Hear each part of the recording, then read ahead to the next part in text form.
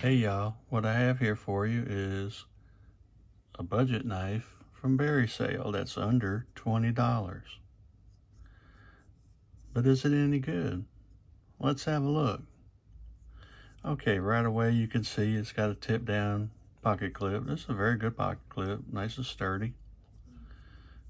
It has G10 covers that have some aggressive texture and that's not hateful. Got a flipper deployment, no jimping, but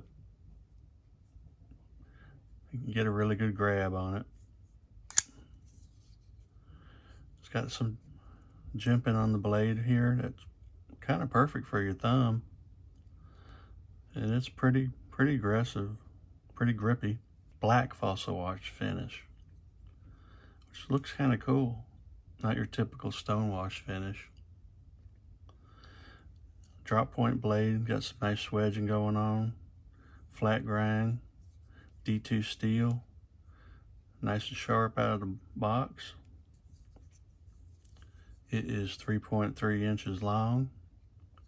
Got a nice finger choil to choke up on it. Lockup is rock solid. You can see there, the liner lockup's pretty good. Got some nice jimping on the liner lock. Access to it is really good. A little drop shutty action. Deploys real nice. I mean, some of y'all might like the clip to be reversible.